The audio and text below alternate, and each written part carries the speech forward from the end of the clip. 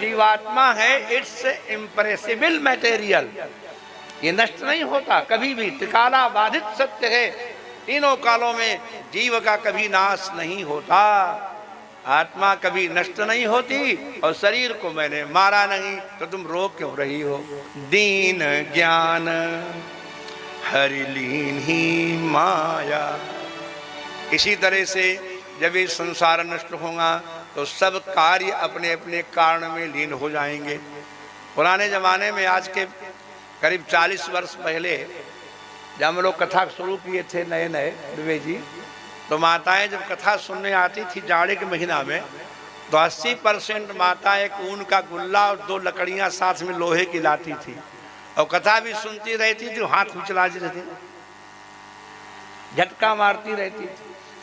क्या बुनती थी? स्वेटर। अब तो सब रेडीमेड मिलता है, कोई नहीं बनाता, मफलर कोई बना के नहीं देने को तैयार। बोलो राधे राधे। बड़ा मुश्किल।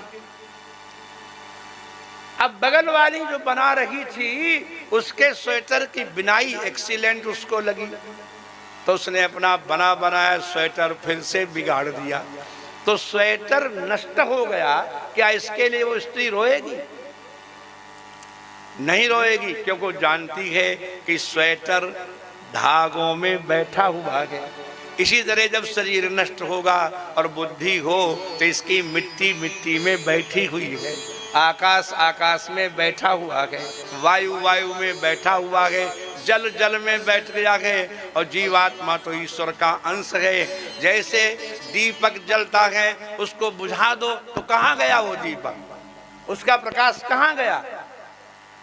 दीपक जब आप बुझा देते हैं तो उसकी all the rage and light सब का सब कहाँ चला जाता है? उस सूर्य में लीन हो जाता है, क्योंकि उसका अधिष्ठान सूर्य है।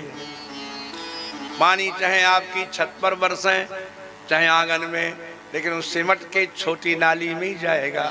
नाली बड़ी नाली में जाएगी, बड़ी नाली नदी में जाएगी, और फिर वो जल क्रमशः सागर में ही मिल जाएगा। इसी तरह से ये जीवात्मा अनंत योनियों में भ्रमण करने के बाद अंत में परमात्मा को प्राप्त ही हो जाता है। ये सांख्य शास्त्र का निश्चित मत है।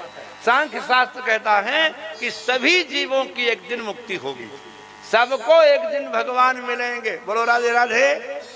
हाँ, याद आएगी उनको कभी ना कभी, भक्त पाएगा उनको कभी ना कभी, ऐसा विश्वास मन में जमाते चलो और कृष्ण गोविंद गोपाल गाते चलो।